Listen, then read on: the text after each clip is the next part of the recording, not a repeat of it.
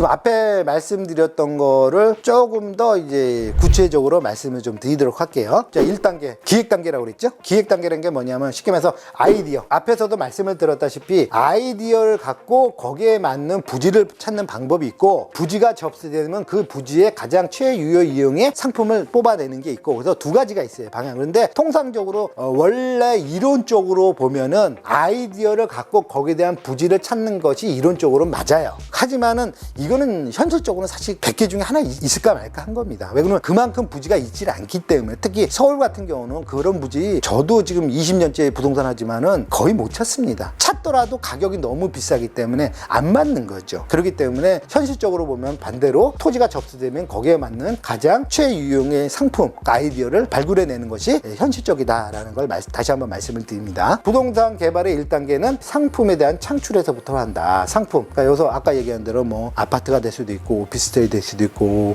다양합니다. 그 다음에 부동산 최유효 이용을 위한 아이디어를 통해 구체적으로 어떤 용도의 공간을 만들 것인지에 대해서 현실화를 해야 된다. 현실화라는 건 현실하기 위한 구체화 작업이 되겠죠. 현실화는 뒤에서 실제 진행할 때 이제 현실화가 되는 것이고, 그거에 대한 구체적인 계획들인 걸 말씀을 드리는 거예요. 그 다음에 1단계 이렇게 된다. 그러면 2단계는 뭐냐면은 이 예비사업 타당성 분석이다. 부동산 개발 아이디어 이후에는 타당성을 검토해야 된다. 거기에 맞는 실제로 토지가 있는지, 그 토지의 가격이 얼마인지, 그거를 했을 경우에 뭐 개발 규모가 어느 정도가 나오는지, 그 다음에 실제로 수익성하고 현금 흐름이 어떻게 되고 있는지, PF 대출 규모는 어느 정도고 어디서 할 것이며 거기에 대한 금리와 수수료는 몇 프로인지, 분양 가능성이 어느 정도인지, 인허가가 과연 그거대로 될 수 있는지, 이와 같은 것들을 전반적으로 분석을 한 다음에 투자 결정을 해야 되는데, 당연히 이거는 혼자만의 결정은 아니고요. 이 관계 기관하고 회사 업체들하고 면밀히 같이 협업을 해서 거기다 도출을 해내야 되는 겁니다. 또 중요한 건 뭐냐면 이 설계 업체와 긴밀한 협조를 통해 가지고 구체적인 자료를 통해서 타당성 분석을 해야 된다. 지금 무슨 소리냐면 이거는 그냥 주먹구구로 할 수 있는 그런 수준이 아닙니다. 이미 부동산 개발이라는 거는 나 혼자만이 되는 게 아니라 관련 이런 업체들이 다양하게 지금 협업을 하는 부분이기 때문에 구체적인 자료가 나와줘야 돼요. 그래서 가장 제일 먼저 해야 되는 건 뭐냐면 설계 업체를 통해서 과연 그게 인허가가 가능한지, 가능한데 그 인허가 규모가 어느 정도인지, 그 다음에 어떤 상품을 개발하는 게 이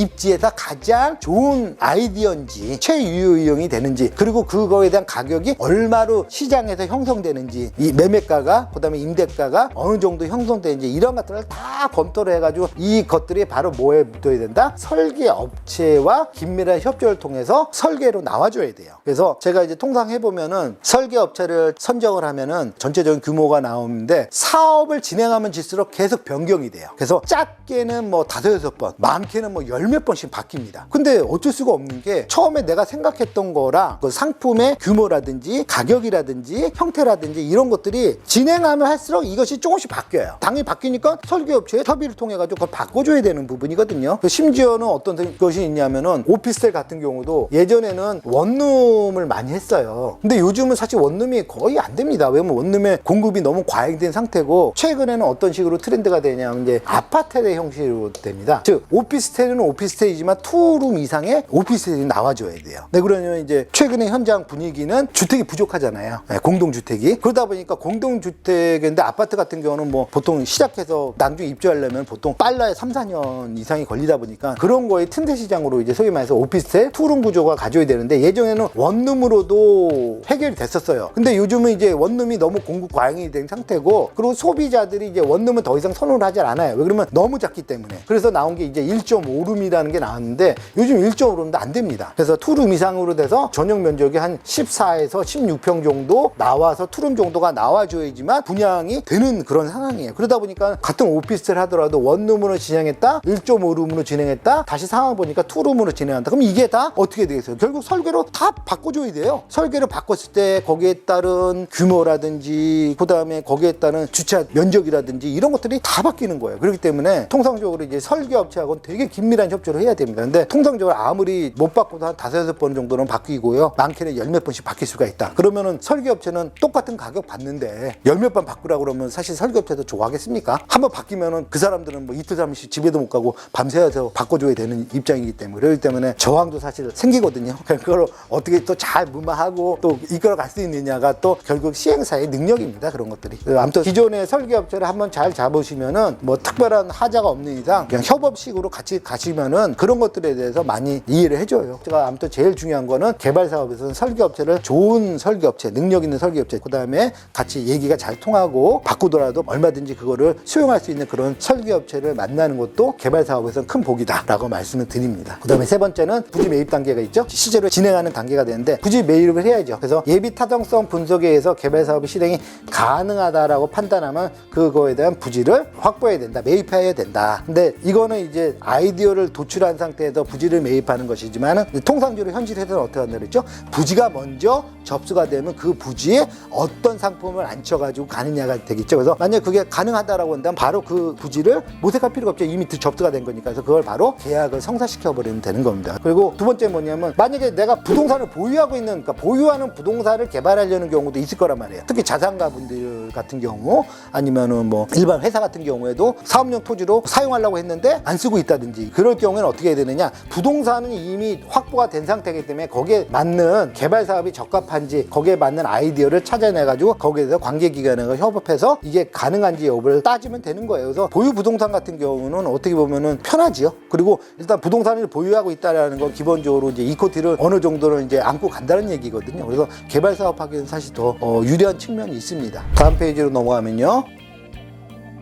금융 조달에 대해서 분석을 해야 돼요. 사실 부동산 개발에서 제일 중요한 것 중에 하나가 바로 이 금융 조달이에요. 물론 이제 뒤에 나오는 이제 인허가는 당연하죠. 왜 그러면 인허가가 된다는 전제하에서 각종 것들이 다 이루어지는 거죠. 인허가가 안 되는데 무슨 설계가 뭔 필요 있으면서 뭐 PF가 뭔 필요 있고 다른 게 뭐가 필요하겠어요. 근데 인허가 된다는 전제하에서 하는 거예요. 그렇기 때문에 인허가가 된다는 전제하에서 이제 금융 조달을 하는데 사실 이 금융 조달 부분은 되게 중요합니다. 그래서 한번 쭉 읽어볼게요. 개발 사업을 시행하기 위해서는 자금 조달을 반드시 체크를 해줘야 돼요. 자금 조달할 수 있는 기관은 어디냐면 이제 통상적으로 이제 증권사, 또 저축은행, 뭐 새마을금고, 뭐 신협이라든지 이와 같은 제1, 2 금융권들이 있어요. 이쪽에서 통해서 구체적으로 이제 금융 조달하는 금융 금액의 범위, 얼마큼을 조달이 가능한지, 그랬을 경우에 조건, 예를 들어 가지고 수수료와 금리, 그다음에 각종 이제 다른 조건들, 기타 조건들이 무엇이 있는지를 파악을 해야 돼요. 그래서 통상적으로 저희 같은 경우는 하나의 개발 사업을 할 때는 통상 최소 2개에서 3곳 정도의 증권사가 됐든 저축은행이 됐든 이런 데를 해가지고 서로 교차로 합니다. 그래서 어떤 것들이 더 유리한지. 근데 사실 따지고 보면 거의 비슷해요. 큰 차이는 없어요. 근데 여기서 큰 차이가 없고 예를 들어 가지고 뭐 1% 차이라고 하지만은 1% 차이는 사실 큰 거 아니잖아요. 근데 그 1%가 만약에 1,000억이다 그러면 그게 10억이에요. 그리고 5,000억이다 그러면 50억이에요. 사실 그게 시행사 입장에서는 결코 작은 게 아니거든요. 그렇기 때문에 중요한 거는 뭐냐면 한 2-3곳 정도에서 교차로 해서 이 사업 검토를 받아보고 비교하는 것이 타당하다라는 걸 말씀을 드립니다. 그 다음에 직접적인 조달 기관은 아니지만 거기와 연관되어 있는 부분이 바로 이제 신탁사들. 왜 그러면 금융권에서 대출 해주는 거잖아요. PF 대출. 그러다 보니까 돈을 빌려줬는데 이게 실제로 준공이 날 수 있는 건지 이런 것들을 되게 걱정을 하는 거거든요. 그러다 보면 그거에 대해서 걱정하지 마라. 이거는 끝까지 준공까지는 책임지고 하긴다는 그런 업체들의 이력을 갖다 줘야 되는 거예요. 근데 우리나라 소위 말하는 이제 메이저 10대 같은 경우는 사실 공사비가 뭐 한 1,000억 이상씩 돼야지만이 들어오고 그다음에 평당 공사비가 그쪽에서 만족할 수 있는 정도까지는 가야지만이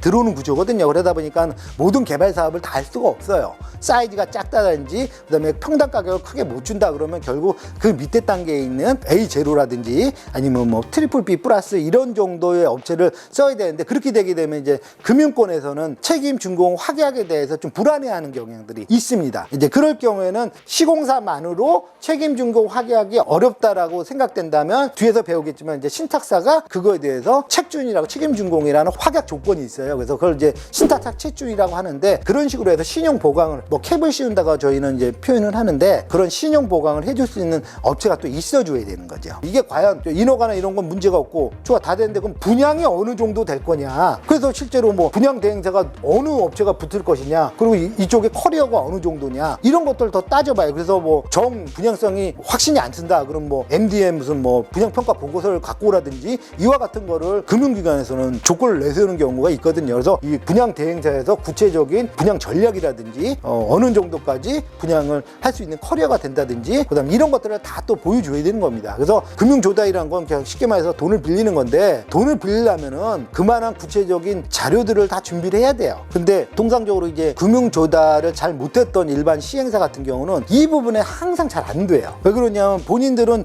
이 땅이 시행사 입장에서는 이제 되게 주관적이다 보니까는 내가 이거를 개발하면 대박이 터진다는 자신과 확신은 있어요. 근데 문제는 뭐냐면 그건 본인의 확신인 것이지 절대 증권사라든지 이런 금융기관은 생각이 달라요. 금융기관은 이 사업이 대박인지 쪽박인지는 별 상관하지 않아요. 중요한 거는 정확한 정해진 시간에 이자와 원금이 상환되는 게 제일 중요해요. 왜? 대박이라고 해서 더 수수료 주지 않거든요. 쪽박이면 당연히 문제가 생길 거고요. 그렇기 때문에 이 시행사들이 이제 금융 쪽을 잘 모르시다 보니까는 지금 이 개발 사업만이 대박이다. 이거는 뭐 이것만 진행하면은 뭐 전국에 있는 모든 금융기관에서 다 돈 빌려줄 거라고 착각을 하시는데 그거는 분명히 말씀드립니다. 그건 착각입니다. 금융권에서는 절대 그렇게 생각하지 않아요. 결국 뭐예요? 갑은 누구란 얘기예요? 금융기관이 갑이에요. 금융기관이 돈 빌려준 사람이 갑이에요. 그렇기 때문에 돈을 빌리려면 어떻게 있어요? 이 갑이 원하는 걸 가져야 돼요. 그래서 시행사들이 이런 걸 잘 못해요. 그냥 가서 맨날 미팅하면은 맨날 우리 사업 대박이니까 돈 주세요. 이렇게만 얘기하면 누가 돈을 줍니까? 믿음이 안 가는데. 그래서 저 같은 경우는 이제 저는 원래 부동산 개발 금융, 그러니까 구조화 금융을 전문을 했던 사람이고 예전에 헤지펀드 출신이어서 그래서 전문을 했기 때문에 이 금융기관이 뭐를 원하는지, 뭐를 리스크로 생각하고 뭐가 핵심이 돼야 되는지를 저는 잘 알고 있어요. 그래서 이들이 원하는 거에 대해서 맞춰주면 되는 거예요. 그럼 돈 빌려주는 거예요. 근데 그것이 아닌 엉뚱하게 뭐 이거 하면 돈 법니다. 이건 대박 터져요. 뭐 이런 얘기는 백날 떠들어봐야 이 사람들한테 씨알에도 안 맥히는 겁니다. 그래서 중요한 것마다 다시 한번 말씀드리지만은 돈을 물려든 증권사가 됐든 저축은행이 됐든 새마을금고가 됐든 어떤 금융기관이 됐든 그 금융기관에서 원하는 걱정하는 리스크라 생각하는 것들을 정확하게 자료로서 논리적인 자료로서 그 사람들한테 제시를 해줘야 돼요. 그래야지 돈을 빌릴 수 있는 거예요. 네, 그래서 가장 어떻게 보면은 객관화가 중요합니다. 객관화. 이 정말 시행사에서 생각하는 이 정말 좋은 이 부동산 개발 사업을 머릿속이 아닌 구체적인 자료로 수치로 그래서 이걸 보여줘서 설득을 시키는 과정이다. 이게 바로 뭐다? 금융조달 과정이다. 그래야지만이 뭐가 된다? PF 대출이 된다. 이거를 여러분들이 꼭 아시길 바랍니다. 그 다음에 이 인허가 진행, 당연히 인허가 진행이 이 개발 사업의 가장 핵심이 되죠. 왜 그러면 여기서 만약에 안 된다. 그럼 이거 개발 사업 못 하는 거예요. 근데 만약에 설령 됐는데 원하는 만큼의 규모가 안 나오는 거야. 사실 저희도 이 진행을 하게 되면 이런 경우가 왕왕 발생하거든요. 처음에 부지를 매입하기 전에 저희가 이제 설계업체를 통해 가지고 인허가 검토, 규모 검토를 다 해요. 근데 막상 실제로 인허가를 진행했더니만 규모가 떨어지는 거예요. 예를 들어가지고 주변 환경에서 특히 주택가 같은 경우는 주변 환경에 따라서 이 용적률이 많이 깎이거든요. 생각보다. 그래서 이래가지고 실제로 용적률이 만약에 600%를 받아야 되는데 600% 받는 걸 우리는 진행을 하고 있는데 실제로 나온 용적률 보니까 550%밖에 안 나오는 경우도 있고요. 그리고 처음에 600% 진행했는데 인센티브를 받았더만 650%가 나오는 사례도 또 있어요. 그렇기 때문에 이런 것들은 정말 처음에 아이디어 기획 단계에서 그 구체적인 면적이 규모가 나왔다 하더라도 그거는 환경에 따라 바뀔 수가 있다는 걸 염두에 두셔야 돼요. 그렇기 때문에 항상 어떻게 설계업체랑 계속 크로스로 그걸 체킹을 해주셔야 돼요. 그리고 만약에 바뀔 것 같다라고 하면 빨리빨리 그거에 대한 변경으로 해주셔야 되는 거고요. 설계업체와 협력해서 인허가 절차를 진행하는데 문제는 단순히 인허가만의 문제가 아니에요. 건축허가만의 문제가 아니에요. 그 사이 뒤에서 배우시겠지만 각종 심의, 그다음에 영향평가, 또 거기에 관련된 이제 부담금들 사실 항목이 엄청 많거든요. 진짜 열 몇 개가 나오거든요. 이런 거를 하려면 그 하나하나의 절차가 진짜 짧게는 뭐 한두 달, 길게는 뭐 진짜 5, 6개월씩 걸려요. 그래서 이런 것들을 결국 설계업체랑 협력해서 하는 수밖에 없어요. 자, 개발과 관련된 각종 심의, 이제 그 영향평가, 그 다음에 이 부담금 내역들이 있어요. 그래서 이런 것들은 반드시 또 체크를 해줘야 돼요. 왜 그러냐면 비용도 비용이지만 이 심의와 이 영향평가 같은 경우는 이 기간이 많이 걸릴 수가 있어요. 그래가지고 예를 들어가지고 뭐 10m 이상 뭐 15m, 20m짜리 지하를 판다 그러면 이제 지하 안전 영향평가를 받아야 되는데 지금 최근에 그쪽이 너무 물건이 몰려가지고 지금 뭐 한 4-5달씩 걸려야 된다고 그러더라고요. 순서만. 그렇기 때문에 그런 것까지 다 감안을 하고서 준비를 하셔야 돼요. 안 그러면은 여러분도 아시겠지만 이 부동산 개발은 뭐예요? 다 금융비용이에요. 금융과의 싸움이라고 이렇게 생각하시면 되고 그래서 이런 것들을 반드시 체크를 하셔야 됩니다. 자, 그 다음에 이제 6단계 실제로 이제 공사하는 단계 6단계로 들어갑니다. 하기 전에 반드시 뭐예요? 해당 부지에 대한 명도, 이주, 철거 등이 존재하는데 이것이 아까 말씀드렸다시피 기간이 예상보다 길어질 수가 있어요. 생각보다. 그래서 여기에 딜레이가 되면은 아시겠지만은 뭐 그 비용이 항상 개발 사업은 딴 게 없어요. 시간은 꼭 뭐다? 돈이다 이렇게 생각하면 돼요. 문제 없이 빨리 끝나는 게 개발 사업에서는 제일 좋다. 좋다. 근데 이것이 막 딜레이가 돼가지고 막 질질 끌리고 이러면 다 뭐다? 금융비용이다. 이렇게 생각하시면 됩니다. 그래서 반드시 사전 체크를 하셔야 되고요. 그 다음에 부동산 개발 사업은 사전에 예상하지 못한 각종 민원, 그 다음에 공사기간의 지연미 연장, 비용 증가 이런 것들이 발생할 수 있는 가능성이 충분해요. 그렇기 때문에 이거에 대해서 철저한 뭐가 필요하다? 공사 관리가 필요하다. 그래서 공사 관리 이거 전문하는 게 바로 CM이에요. 컨스트럭션 매니지먼트. 그래서 얼마만큼 이제 품질 관리, 기간 관리 이런 것들을 다 하느냐. 왜? 안 그러면 시공사만 맡기면은 사실 세워라 내어라 될 수가 있어요. 그리고 각종 이제 하자들이 발생하는 것이고. 그러면 이제 어떤 분이 질문을 합니다. 아니 감리가 있으면은 감리에서 다 해주는 거 아닌가요? 감리는 안 해줘요. 감리와 CM의 차이는 뭐냐면 감리는 지자체의 대리인이다 보시면 돼요. 지자체의 대리인이란 건 뭐냐면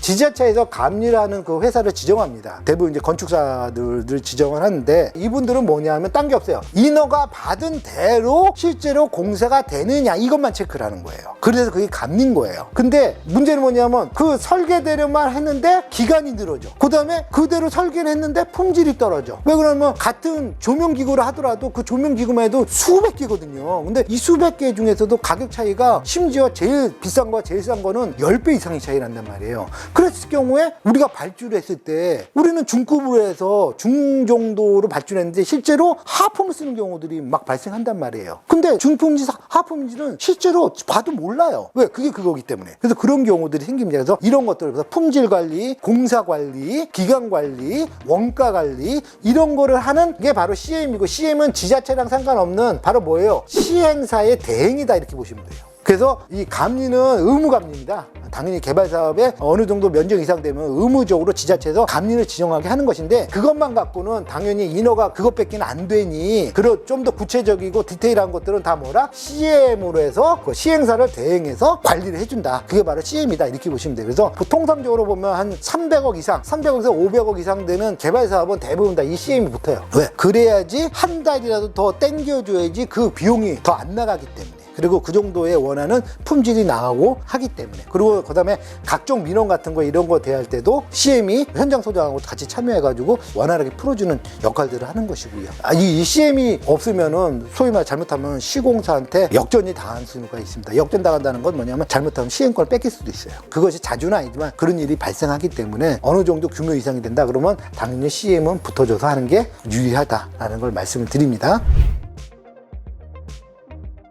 그 다음 단계는 뭐냐면 이제 실제로 이제 공사가 이제 들어갔고 착공 신고와 더불어 뭐를 해야 되냐면 일반 분양분을 통상적으로 시행을 합니다. 근데 이제 여러분들 여기에 보면 이제 크게 두 가지를 나눌 수가 있죠. 개발 사업을 할 때는 통상 이제 분양형이 있고 임대형이 있어요. 분양형은 뭐냐면 분양을 목적으로 개발 사업을 하는 것이고 임대형은 분양을 하질 않아요. 단지 이거는 뭐냐면 소유자의 어떤 밸류 애드 차원에서 굳이 사용 승인을 끝나고 난 다음에 바로 임대를 맞춰가지고 그 사용 수익률을 높이는 그런 방법이거든요. 그래서 분양 사업하고 임대형이 구분되는데 분양 사업에서는 이 일반 분양분이 가장 중요합니다. 그래서 어떻게 이걸 분양해서 최대한 미분양이 안 나게끔 최대한 단기간에 다 분양을 할 것인가 이게 가장 핵심이 되는 사업인 거고 임대형은 분양이 없으니 뭐예요? 준공까지만 잘 끝나면 돼요. 사용 승인까지만 다 끝나가지고 그게 향후에 이제 임대가 잘 들어와서 그 수익률이 맞출 수 있느냐 이제 이것이 포커스가 되는 겁니다. 그렇기 때문에 정확하게 어떤 분양형인지 임대형인지를 구분할 줄 아셔야 되고 그럼 뭐 장단점이 서로 다 있어요. 분양형은 분양형에 대한 장단점이 있고 임대형은 또 임대형에 대한 장단점이 있는 것이고 그런데 이제 일반 분양이다 그런 얘기는 뭐냐 분양형이라는 얘기죠. 그럴 경우는 어떻게 한다? 분양대행사 광고회사도 있고 분양대행사의 이 광고와 마케팅이 아주 절대적이다. 그래가지고 실제로 분양대행사를 이제 선정할 때 이 분양 전략 커리어 경험 그 다음에 이 분양 전략은 어떻게 할 것인가 분양 조직은 어느 정도를 갖고 있는가 이런 거에 대해서 구체적으로 다 브리핑을 합니다. 그 다음에는 이제 공사가 예정대로 큰 하자 없이 큰 지연 없이 예정대로 다 준공이 됐다. 그래서 이제 사용 승인을 받고 준공 권한을 받고 그리고 나서 이제 그 다음 단계는 뭐가 있느냐? 준공을 하고 준공을 했으니까 이제 입주를 해야겠죠? 왜 입주가 중요하냐? 입주할 때 잔금을 갖고 들어오니까 잔금이 들어와야 뭐를 한다? 정산을 하겠지요. 정산을 하고 난 다음에 사실 정산으로 끝나면 분양형은 정산에서 사실 끝나요. 근데 이제 임대형 같은 경우는 뭐냐면 중요한 거는 분양이 아니잖아요. 그러니까 그때는 뭐냐면 임대 관리를 어떻게 할 것인가. 이제 매수인은 그 전에 이제 임대형 같은 경우도 준공되기 한 한 5개월, 6개월 전부터 거기에 들어갈 수 있는 임차인들을 다 접수를 받아요. 그래가지고 통상적으로 임대원 같은 경우는 이제 이 소위 말해서 운영 수익률, 캡 레이트라고 표현을 하는데 이 운영 수익률을 맞추자고 어떻게 하냐면 이제 MD 구성이라고 합니다. MD 구성. 머천다이징이라고 그러는데 층마다 호수별로 어떤 업체들을 끌고 와야 이 전체가 시너지 효과를 내서 왜? 이 그래야지 임대 수익률이 높아지고 수익률이 높아져야 이 건물 가치가 상승을 하기 때문입니다. 그래서 임대원 같은 경우는 바로 사용 승인 받기 한 뭐 5개월, 6개월 전에 이미 뿌려가지고 거기서 맞는 업체들을 이제 소위 말해서 이제 컨택을 하는 거죠. 그래서 미리 준공 떨어지면은 바로 이거 입주해서 임대차 하겠다라는 그런 확약서를 받아놓는 겁니다. 그래서 그거를 뭐라고 한다? 머천다이징 MD. 그래서 이 전체를 가치를 높인다. 이렇게 보시면 돼요. 그래서 구체적으로 읽어볼게요. 자, 준공 및 입주 정상 단계. 이거는 뭐냐면 이제 분양형일 경우에는 정산하면 다 끝나요. 그렇기 때문에 공사가 완료되어 건물이 준공이 이루어지면 수분양자 또 임차인의 입주가 시작됩니다. 정산을 통해서 각종 대출금 등의 대출금 플러스 뭐예요? 또 유보금들이 있죠? 그런 것들을 다 정산해 주는 거예요. 그래가지고 이 정산이 다 되고 나야 최종적인 수익성이 나오는 거예요. 사실 여러분들 우리가 스타트하기 전에 먼저 수지 분석표를 먼저 작성을 하거든요. 근데 이 수지 분석표가 그러면 최종적으로 이제 다 정산까지 다 끝났을 때 어떠냐? 똑같냐? 아니에요. 똑같진 않아요. 근데 대부분 비슷해요. 똑같을 수는 없어요. 왜냐면 하면서 그 1년, 2년 기간 동안에 변동이 생기기 때문에 그래요. 뭐 공사가 뭐 한두 달 더 늘어질 수도 있는 부분도 있고 아니면 분양가가 생각보다 원활치 않다 보니까 할인 분양하는 사례도 있을 수가 있고 뭐 이런 것들이 생기다 보니까는 약간의 변동은 생깁니다. 그러나 뭐 그렇다고 크게 차이는 나지는 않아요. 그래서 통상적으로 보면은 우리가 분석표를 작성했을 때랑 최종의 수익이 나왔을 때의 차이를 보면은 보통 5% 플러스 마이너스 5% 안쪽에 들어간다 이렇게 보시면 돼요. 임대원 같은 경우는 전체 건물에 대해서 이제 운영 관리를 어떻게 할 것이냐. 운영 관리라는 거 아까 얘기한 대로 MD를 통해 가지고 꽉 채운 다음에 캡 레이트 수익률을 높여야지만이 자산 가치가 높여지고 이거를 운영하다가 나중에 이제 통매가 이 방식으로 움직이는 것입니다. 그래서 통상 분양형과 임대형은 이런 식의 차이가 있다라는 걸 말씀을 드리도록 할게요.